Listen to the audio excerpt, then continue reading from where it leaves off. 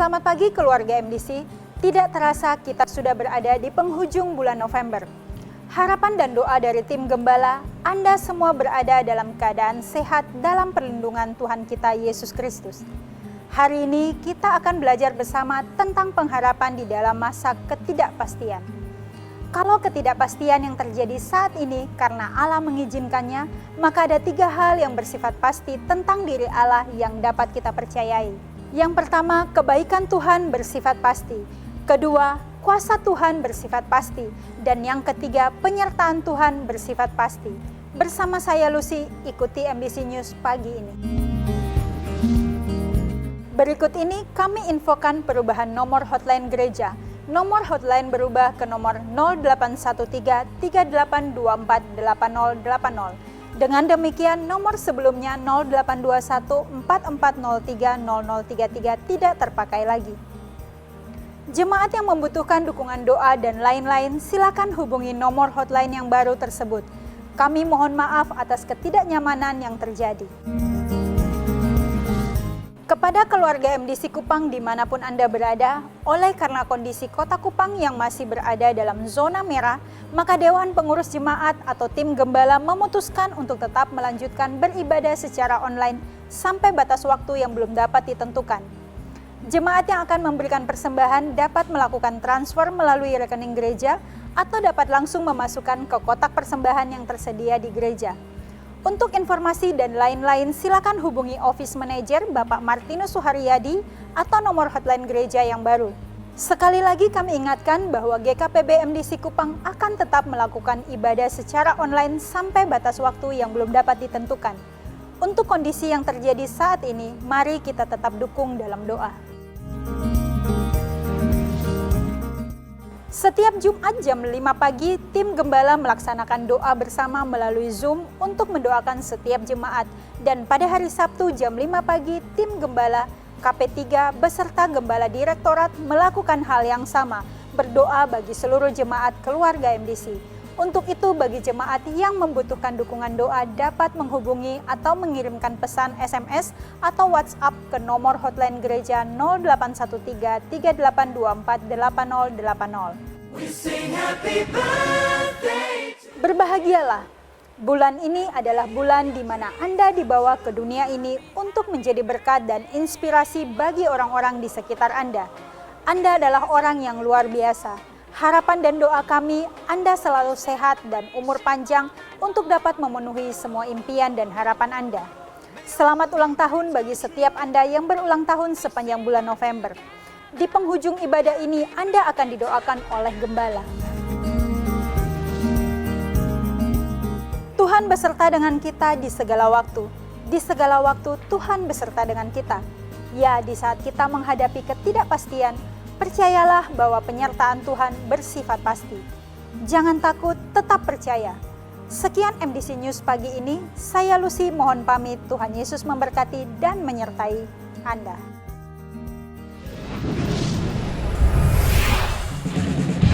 Selamat pagi Bapak Ibu semua yang ada di rumah. Biar pagi hari ini hanya nama Tuhan yang kita tinggikan. Saya mengundang kita semua untuk memuji dan memuliakan namanya, sebab Dia Allah yang layak dimuliakan. Apa yang tak pernah dilihat mata, yang tak pernah didengar telinga, yang tak pernah timbul di dalam hati, semua disediakan bagi yang mengasihi Dia. Apa yang tak pernah dilihat mata, yang tak pernah didengar telinga, yang tak pernah timbul di dalam hati, semua disediakan bagi yang mengasihi Dia. Allah sanggup melakukan segala perkara.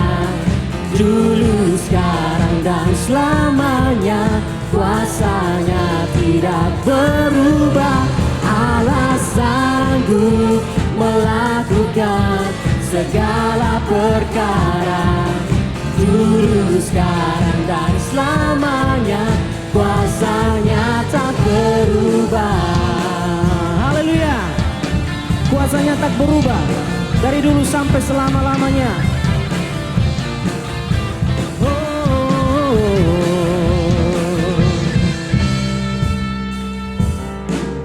Apa yang tak pernah dilihat mata, yang tak pernah didengar telinga, yang tak pernah timbul di dalam hati, semua disediakan bagi yang mengasihi Dia. Allah sanggup melakukan segala perkara, dulu, sekarang, dan selamanya, kuasanya tidak berubah.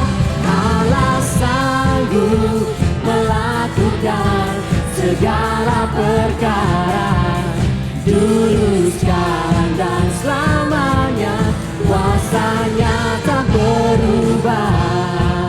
Haleluya. Segala perkara dapat Dia tanggung, sebab Dia Allah yang dapat melakukan segalanya dalam hidup kita. Amin.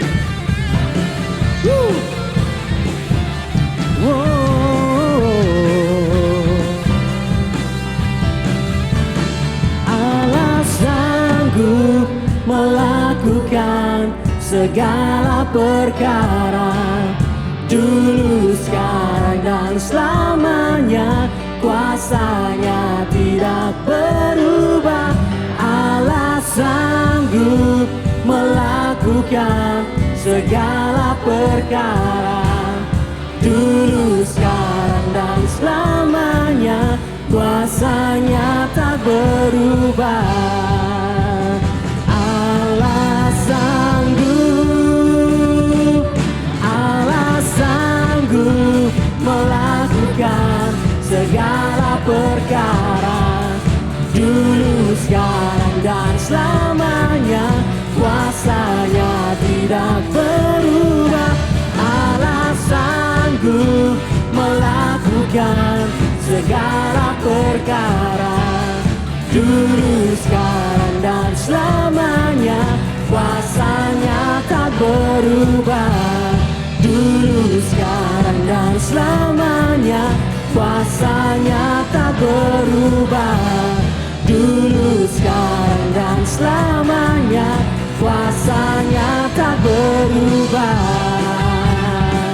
Haleluya. Kuasanya tak pernah berubah sampai selama-lamanya. Mari berikan kemuliaan bagi Dia.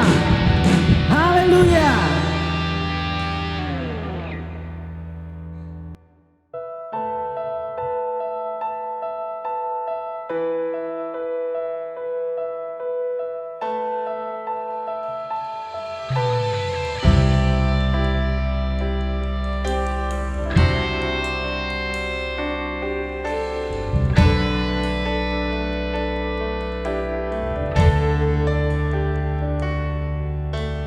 Dalam setiap langkahku, tangan-Mu yang membimbingku, tak pernah Kau tinggalkan sedetik pun.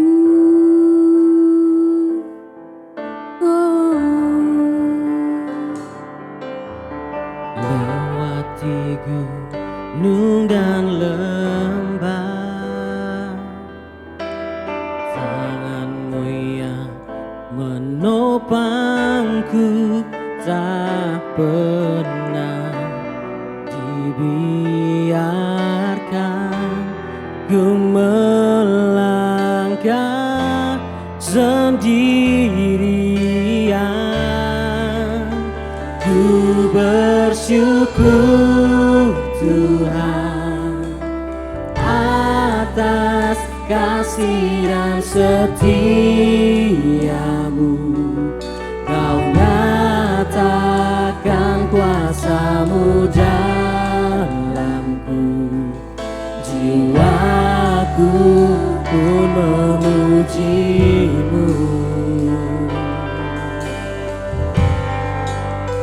Ku naikkan syukurku buat penyertaan-Mu di dalamku.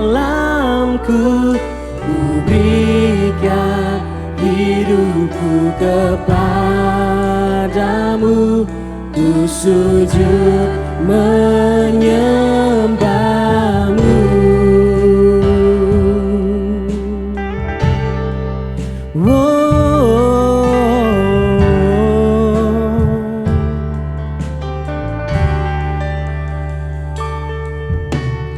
Lewati gunung dan lembah, tangan-Mu yang menopangku, tak pernah dibiarkan ku melangkah sendirian.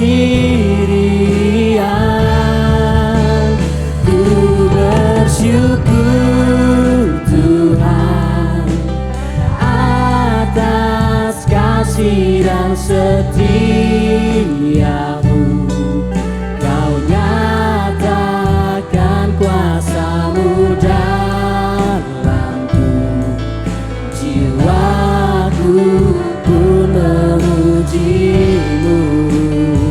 Ku naikkan syukurku, ku naikkan syukurku buat penyertaan-Mu di dalamku. Ku berikan hidupku kepadamu, ku sujud menyembah-Mu.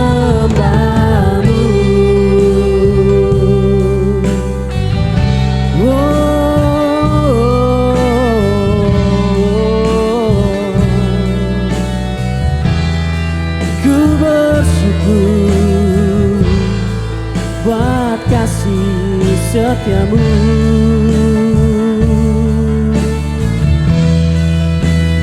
Ku bersyukur Tuhan atas kasih dan setia-Mu. Kau nyatakan kuasa-Mu dalamku, jiwaku pun memuji-Mu. Ku naikkan syukurku, ku naikkan syukurku buat penyertaan-Mu di dalamku. Ku berikan hidupku kepadamu, ku sujud menyembah-Mu. Ku sujud menyembah-Mu. Ku sujud menyembah-Mu.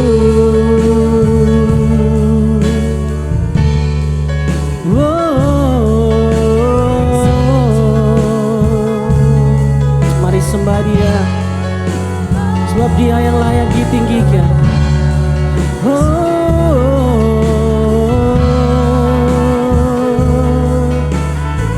Ku berikan hidupku kepadamu,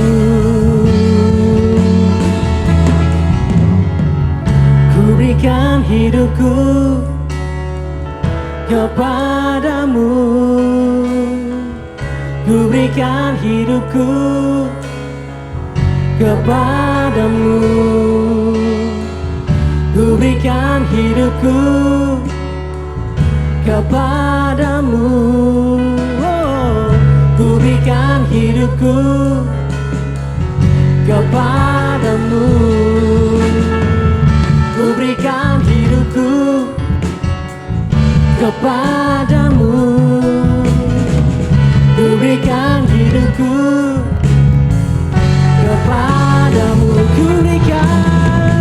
Ku berikan hidupku kepadamu. Ku berikan hidupku kepadamu.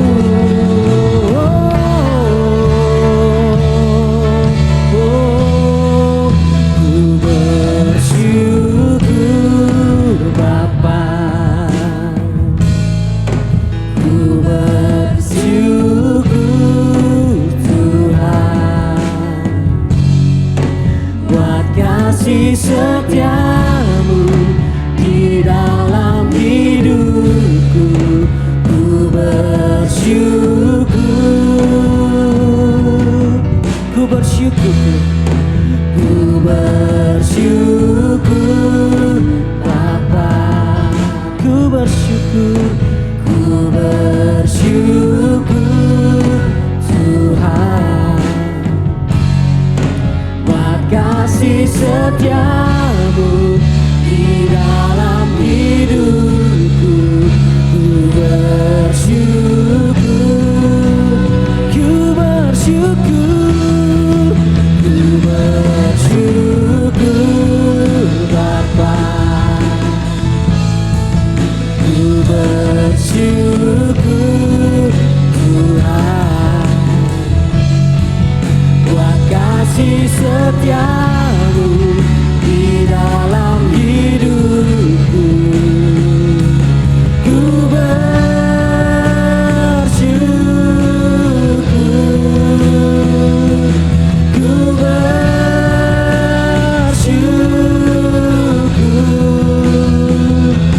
ku bersyukur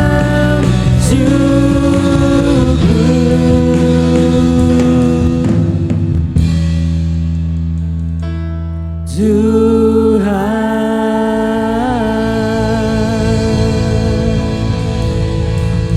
Kami bersyukur Tuhan buat kasih setiamu bagi setiap kami. Haleluya.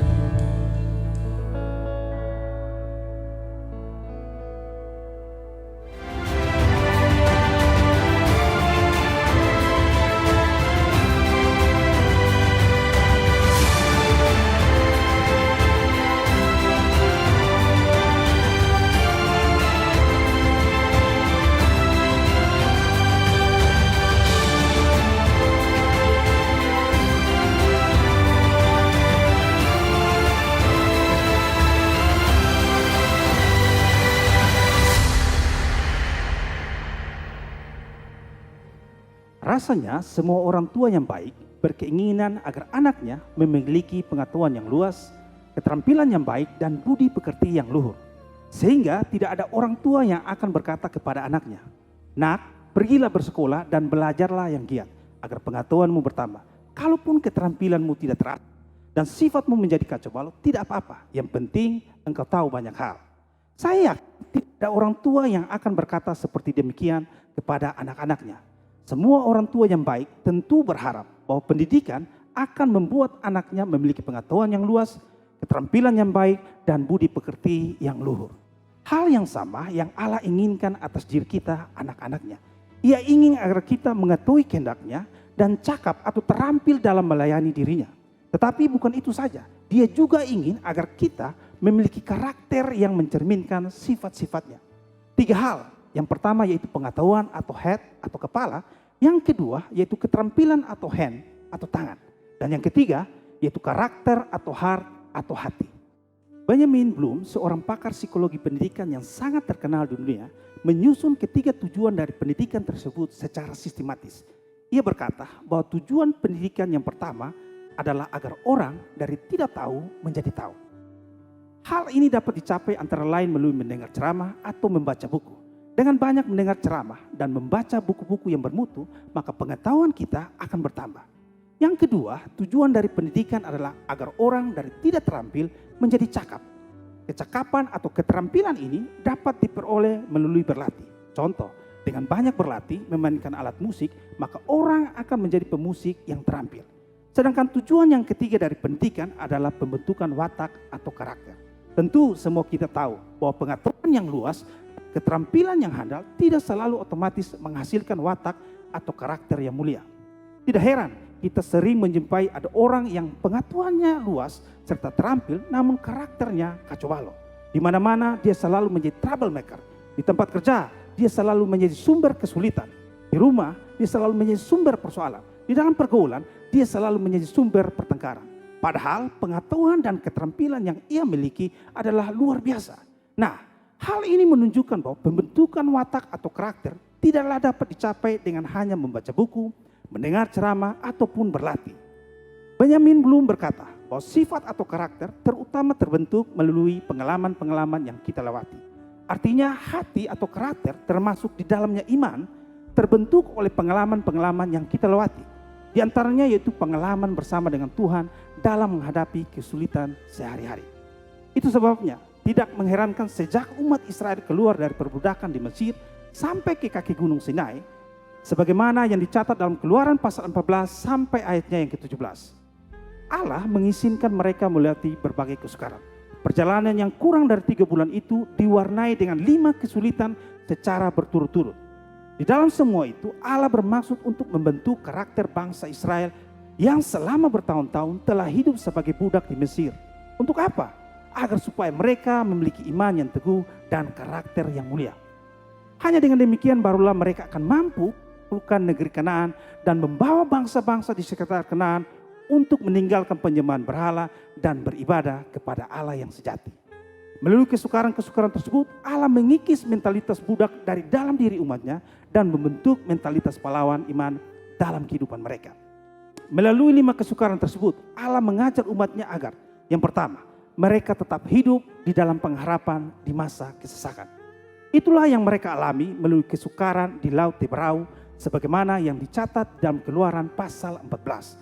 Yang kedua, Allah mengajar umatnya agar mereka tetap hidup di dalam pengharapan di masa yang mengecewakan. Untuk itu Allah mengizinkan mereka melewati kesukaran dalam bentuk air yang pahit di Mara, seperti yang dicatat di dalam Keluaran pasal yang ke-15. Selanjutnya yang ketiga, Allah mengajar umatnya agar mereka tetap hidup dalam pengharapan di masa pengujian.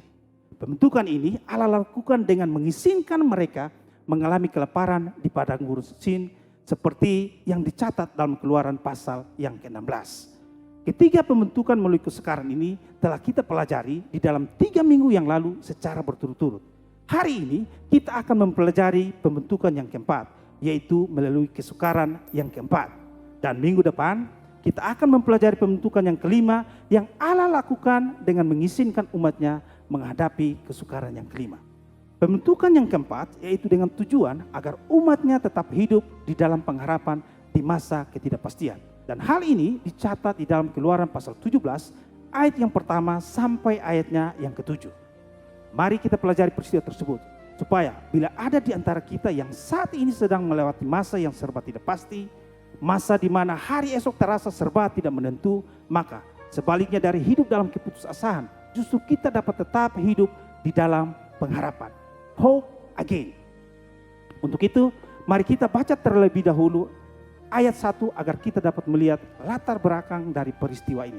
Keluaran pasal 17 ayatnya yang pertama dikatakan demikian. Kemudian berangkatlah segenap jemaah Israel dari padang gurun Sin, berjalan dari tempat persinggahan ke tempat persinggahan sesuai dengan titah Tuhan. Lalu berkemalah mereka di Rafidim, tetapi di sana tidak ada air untuk diminum bangsa itu. Catatan ini menunjukkan bila saat itu umat Israel tiba di Rafidim, hal tersebut adalah karena mereka menaati titah Tuhan. Artinya, bila sekarang mereka tiba di tempat di mana tidak ada air untuk diminum, hal tersebut adalah karena Tuhan yang memimpin mereka ke sana. Artinya kalau di saat itu mereka mengalami kesukaran, yaitu bahaya kehausan, hal itu bukan karena keinginan mereka. Bukan pula karena mereka berjalan sekehendak hati mereka. Bukan. Tetapi justru karena mereka menuruti tuntunan Tuhan. Coba bayangkan, umat Israel belum genap 3 bulan keluar dari Mesir. Dan sekarang mereka untuk kesekian kalinya menghadapi keadaan yang sangat membahayakan. Memang 3 bulan yang lampau mereka hidup menderita sebagai budak di Mesir. Namun setidaknya di Mesir mereka tidak mengalami kelaparan, apalagi kehausan seperti yang sekarang. Memang selama di Mesir mereka hidup tertindas dan harus bekerja dengan sangat berat. Namun setidaknya kebutuhan hidup mereka yang paling mendasar, yaitu kebutuhan makan dan minum, tetap tercukupi. Sekarang mereka menghadapi situasi yang sangat sulit, yaitu tidak ada air untuk diminum.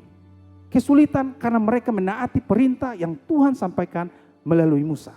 Musa, seorang yang telah berusia 80 tahun, seorang menula yang sama sekali tidak punya pengalaman untuk memimpin sebuah bangsa.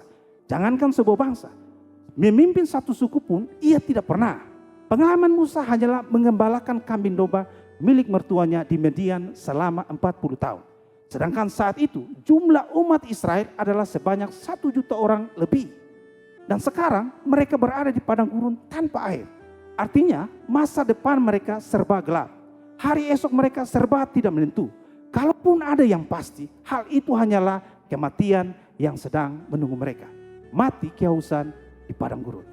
Artinya di Rafidim mereka berada di masa yang serba tidak pasti. Apakah keadaan itu pula yang sedang saudara hadapi saat ini? Situasi yang serba tidak menentu, masa depan yang serba tidak jelas, hari esok yang terasa sangat kabur. Jangan takut. Mengapa? Karena apabila kita membaca ayat-ayat selanjutnya, yaitu ayat 2 sampai ayat 7 yang mencatat tindakan Allah bagi umatnya di Rafidim, kita dapat menarik pelajaran bahwa di masa ketidakpastian yang mereka alami karena tuntunan Tuhan ini, sesungguhnya ada 3 hal yang bersifat pasti. Ketiga hal tersebut adalah yang pertama, bahwa kebaikan Tuhan bersifat pasti. Sekali lagi, kebaikan Tuhan bersifat pasti. Kalaupun kita menghadapi situasi yang tidak menentu, ingat bahwa kebaikan Tuhan selalu bersifat pasti. Kalau di tengah ketidakpastian akan hari esok, orang menjadi patah semangat dan marah kepada Tuhan, kita jangan meniru keadaan hati mereka. Percayalah bahwa kebaikan Tuhan tidak pernah berubah, namun tetap untuk selama-lamanya. Kalau kita tidak meyakini akan kebaikan Tuhan ini, maka sama seperti yang dilakukan oleh bangsa Israel, yaitu yang dicatat di ayat 2 dan 3, maka kita akan menuduh bahwa Tuhan memiliki niatan yang buruk terhadap kita umatnya. Mari kita baca ayat 2 dan 3 dari Keluaran pasal 17 ini. Dikatakan Keluaran 17 ayat 2 dan 3, jadi mulailah mereka itu bertengkar dengan Musa. Kata mereka, berikanlah air kepada kami supaya kami dapat minum. Tetapi Musa berkata kepada mereka, mengapakah kamu bertengkar dengan aku? Mengapakah kamu mencobai Tuhan? Ayat yang ketiga dikatakan, hauslah bangsa itu akan air di sana. Bersungut-sungutlah bangsa itu kepada Musa dan berkata, mengapa pula engkau memimpin kami keluar dari Mesir untuk membunuh kami, anak-anak kami dan ternak kami dengan kehausan? Menghadapi situasi yang serba tidak pasti tersebut, bangsa Israel melampiaskan kekesalan hati mereka kepada Musa. Mereka berkata, Musa, engkau harus bertanggung jawab. Bukankah tadinya kami sudah nyaman di Mesir? Engkau yang membawa kami keluar dari Mesir dan sekarang kami akan mati kehausan. Berilah kami air supaya kami dapat minum. Sesungguhnya kekesalan itu mereka tujukan kepada Allah. Karena di ayat 2 Musa berkata, mengapakah kamu bertengkar dengan aku? Mengapakah kamu mencobai Tuhan? Memang sasaran kemarahan mereka yang sebenarnya adalah Tuhan. Namun karena yang terlihat di mata mereka adalah Musa, maka Musa lah yang menjadi sasaran tempat mereka menumpahkan kecekalan hati mereka. Dengan berkata di ayat yang ketiga, yaitu, mengapa pula engkau memimpin kami keluar dari Mesir untuk membunuh kami, anak-anak kami dan ternak kami dengan kehausan? Ini berarti bangsa Israel mengutarakan keraguan mereka terhadap maksud baik dari Allah dalam membawa mereka keluar dari Mesir. Mereka mendakwa Allah bahwa ia memiliki maksud yang buruk terhadap umatnya. Hal ini sama seperti sikap dari kebanyakan bocah yang karena sakit dibawa oleh orang tuanya ke dokter. Sesudah memeriksa keadaan sang anak, kemudian dokter mengambil jarum suntik dan menyuntik yang bersangkutan. Apa reaksi dari kebanyakan anak kecil ketika sang dokter menyuntik dirinya? Ia menangis dan berkata, dokter jahat. Ia berkata seperti demikian karena anak ini beranggapan bahwa orang tuanya dan sang dokter memiliki maksud yang buruk terhadap dirinya. Ia yang sedang sakit disakiti lagi oleh jarum suntik si dokter. Benarkah orang tua dan sang dokter memiliki niatan yang buruk terhadap diri si anak? Jelas tidak. Justru karena ayah atau ibu dari si bocah ingin anaknya segera sembuh dari sakitnya, maka mereka membawa anak itu ke dokter. Justru karena sang dokter bermaksud agar si anak dapat menjadi sehat kembali, itu sebabnya ia menyuntikkan obat ke tubuh si anak. Demikian juga dengan Tuhan. Kalau ia mengizinkan kita umatnya melewati kesukaran, hal tersebut bukan karena ia memiliki niatan yang jahat, terhadap diri kita. Di dalam Mazmur 92 ayat 16, pemazmur berkata, Tuhan itu benar, bahwa ia gunung batuku dan tidak ada kecurangan padanya. Kalaupun kita tidak memahami mengapa Tuhan membawa kita dalam kesukaran, jangan lupakan hal ini, yaitu bahwa kebaikannya bersifat pasti. Sehingga di masa ketidakpastian, yaitu dikala kita menghadapi hari depan yang serasa serba tidak menentu, kita percaya bahwa kebaikan Tuhan tetap bersifat pasti. Itulah yang diyakini dan diucapkan oleh orang-orang Kristen di Nigeria, Afrika. Di tengah penderitaan dan penganiayaan oleh karena iman mereka kepada Kristus, kalimat yang sering mereka ucapkan adalah, God is good all the time. All the time, God is good. Kalimat yang kemudian menyebar ke seluruh dunia. God is good all the time. All the time, God is good. Tuhan itu baik di segala waktu. Di segala waktu, Tuhan itu baik. Oleh karena itu, apabila saat ini saudara sedang menghadapi ketidakpastian, ingatlah, God is good all the time. All the time, God is good. Ya, di masa ketidakpastian, percayalah bahwa kebaikan Tuhan itu bersifat pasti. Yang kedua, di masa ketidakpastian, percayalah bahwa kuasa Tuhan bersifat pasti. Kuasa Tuhan bersifat pasti. Adanya kesukaran sama sekali tidak menunjukkan bahwa kuasa Tuhan bersifat terbatas. Justru sebaliknya, di dalam kesukaran kita dapat melihat betapa besar kuasa Allah yang sesungguhnya. Besarnya kuasa Allah yang bersifat pasti ini terlihat di dalam tindakan yang ia lakukan untuk menolong umatnya yang sedang menghadapi bahaya keusan di Rafidim. Hal tersebut dicatat dalam Keluaran pasal 17 ayat 4 sampai yang ke-6. Mari kita membacanya. Keluaran pasal 17 ayat 4 sampai ayat yang ke-6 dikatakan, lalu berseru-serulah Musa kepada Tuhan, katanya, apakah yang akan kulakukan kepada bangsa ini? Sebentar lagi mereka akan melempari aku dengan batu. Berfirmanlah Tuhan kepada Musa, berjalanlah di depan bangsa itu dan bawalah beserta engkau beberapa orang dari antara para tua-tua Israel. Bawalah juga di tanganmu tongkatmu yang kau pakai memukul sungai Nil dan pergilah. Ayat 6 dikatakan, maka aku berdiri di sana di depanmu di atas gunung batu di Horeb. Haruslah kau pukul gunung batu itu dan dari dalamnya akan keluar air, sehingga bangsa itu dapat minum. Demikianlah diperbuat Musa di depan mata tua-tua Israel. Di sini dicatat bahwa Allah menyuruh Musa untuk memukul gunung batu yang ada di Rafidim atau Horeb dengan menggunakan tongkat yang telah dipakai oleh Musa untuk memukul sungai di Mesir.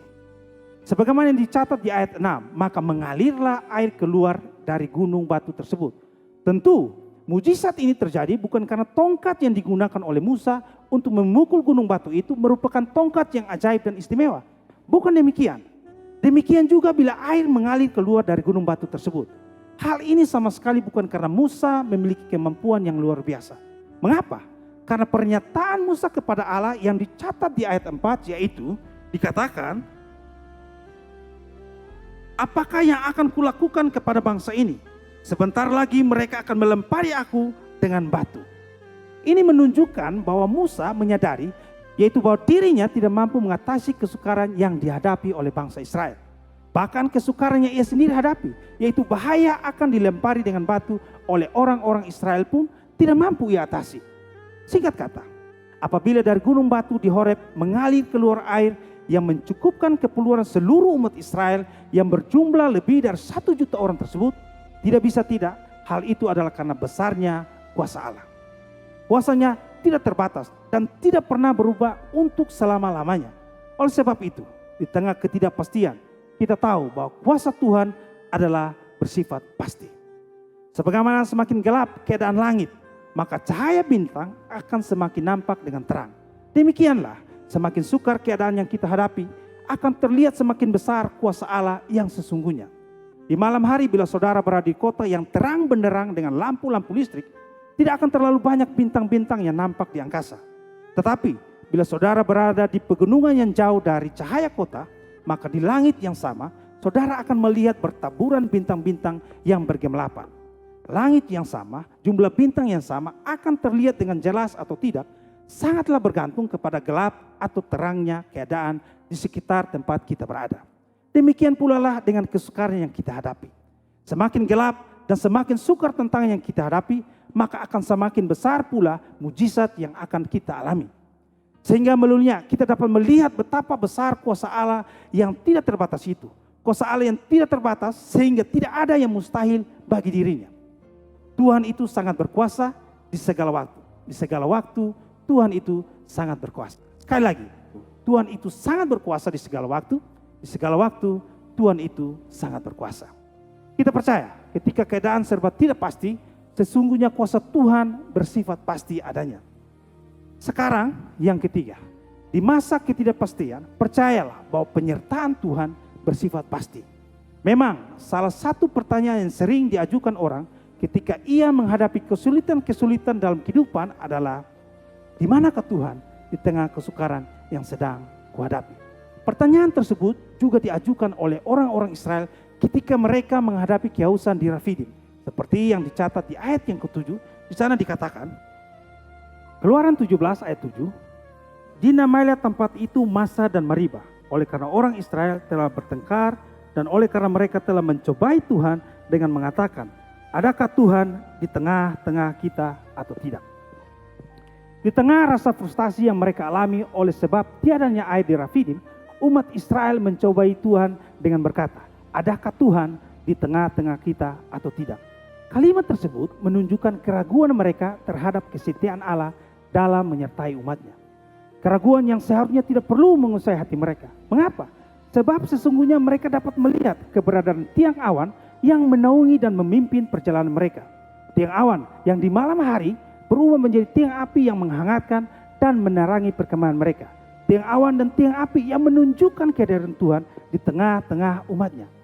Memang di tengah masa yang sukar, tidak jarang orang mengalami demensia rohani dan miopi rohani.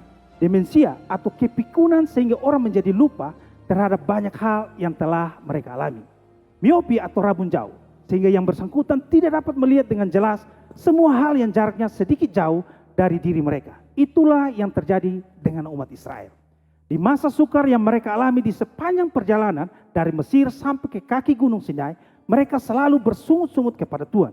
Mereka meragukan kebaikan, kuasa, dan penyertaan Tuhan. Hal ini adalah karena mereka mengalami demensia rohani, sehingga lupa terhadap kebaikan-kebaikan Tuhan yang telah mereka alami. Bukan itu saja, mereka juga mengalami miopi rohani, sehingga mereka tidak dapat melihat kehadiran dan penyertaan Tuhan dalam kehidupan mereka. Kalau saja mereka percaya bahwa Tuhan adalah pribadi yang setia dan kesetiaannya tidak pernah berubah, tetap untuk selama-lamanya, maka mereka akan yakin bahwa di setiap keadaan Tuhan tidak akan pernah meninggalkan mereka. Sehingga mereka akan berkata, God is with us all the time. All the time, God is with us. Tuhan beserta dengan kita di segala waktu. Di segala waktu, Tuhan beserta dengan kita. Ya, di saat kita menghadapi ketidakpastian, kita percaya bahwa penyertaan Tuhan bersifat pasti. Dan kalau Ia menyertai kita, maka kita tidak perlu merasa takut akan hari esok yang terbentang di hadapan kita. Mengapa? Karena kita tahu bahwa Allah yang kita kenal dalam Kristus menyertai kita senantiasa. Bahkan dalam masa-masa yang tidak pasti sekalipun, Dia tetap ada dan menyertai kita. Apapun yang terjadi, apapun kondisi yang kita alami akhir-akhir ini, apapun situasi yang terjadi saat ini, bahkan di masa-masa yang tidak menentu dan yang tidak pasti ini, ingatlah akan 3 hal ini. Bahwa yang pertama, kebaikan Tuhan bersifat pasti. Yang kedua, kuasa Tuhan bersifat pasti. Dan yang ketiga, penyertaan Tuhan bersifat pasti. Sekalipun di masa yang tidak pasti, kita akan tetap berkata, hope again. Amin. Kita berdoa. Tuhan Yesus, kita bersyukur untuk kebenaran firman-Mu ya Tuhan. Yang setiap kami ya Tuhan. Sehingga di masa-masa yang tidak pasti ini, di saat yang tidak menentu ini ya Tuhan, kami boleh tetap berharap kembali ya Tuhan. Karena Engkau memberikan jaminan dan kepastian bagi setiap kami ya Tuhan. Bahwa kebaikan-Mu bersifat pasti, kuasa-Mu bersifat pasti, dan penyertaan-Mu bersifat pasti ya Tuhan. Terima kasih ya Tuhan untuk kebenaran-Mu ya Tuhan. Tuhan, kiranya Engkau boleh menuntun setiap kami. Sehingga di masa-masa seperti ini ya Tuhan, kami tetap terus berharap dan bersandar kepada-Mu ya Tuhan. Karena itu ya Tuhan, pada pagi hari ini ya Tuhan, hamba berdoa untuk jemaat-Mu ya Tuhan. Kiranya Engkau berkenan mengulurkan tangan pengharapan-Mu itu kepada setiap mereka yang berseru kepadamu ya Tuhan. Tolonglah setiap umat-Mu ya Tuhan, sehingga di masa-masa yang tidak pasti ini ya Tuhan, mereka tetap terus berharap dan bersandar kepadamu ya Tuhan. Terima kasih ya Bapa. Kami mengucap syukur untuk pemberitaan-Mu pada pagi hari ini ya Tuhan. Kami berterima kasih karena Tuhan baik, sehingga Tuhan telah menuntun kami sampai saat ini. Terima kasih ya Bapa. Kami mengucap syukur di dalam nama Tuhan Yesus. Kami berdoa dan bersyukur. Amin.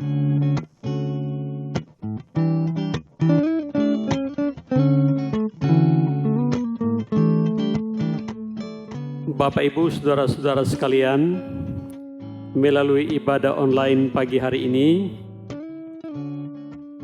kita akan berdoa bersama-sama untuk saudara-saudara kita yang mengalami ulang tahun kelahiran mereka dari tanggal 1 sampai tanggal 30 November, dan juga kita mendoakan saudara-saudara kita yang menemui hari ulang tahun pernikahan mereka di sepanjang bulan ini. Itu sebabnya Bapak Ibu sekalian, mari kita bangkit berdiri dan kita sama-sama berdoa buat saudara-saudara kita yang berulang tahun. Mari kita berdoa.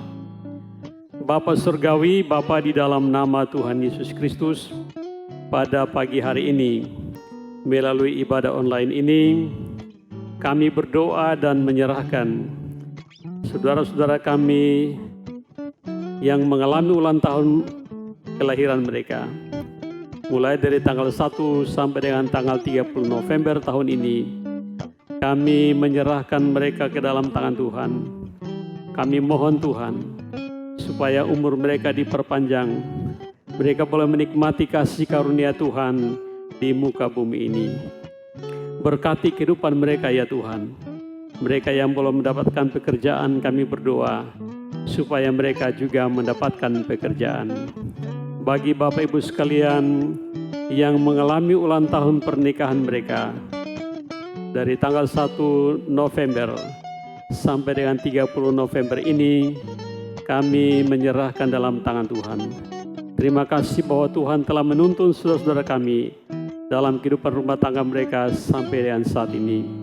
Kami mohon Tuhan memberkati, biarlah mereka menikmati hidup dan pernikahan mereka. Terima kasih banyak Bapa. Di dalam nama Tuhan Yesus Kristus, kami berdoa, haleluya, dan yang percaya berkata, amin. Bapak Ibu yang dikasihi oleh Tuhan, kita akan mengakhiri ibadah online pada pagi hari ini.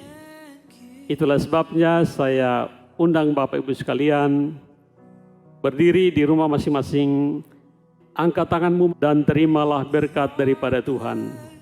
Kiranya berkat dan anugerah, damai sejahtera dari Allah Bapa, dari Yesus Kristus Tuhan kita, oleh persekutuan kuat kuasa Rohul Kudus-Nya, tinggal menyertai kita sekalian dari hari ini sampai Tuhan Yesus datang kembali. Terimalah berkat ini hanya di dalam satu nama, yaitu Tuhan Yesus Kristus. Yang percaya berkata, amin.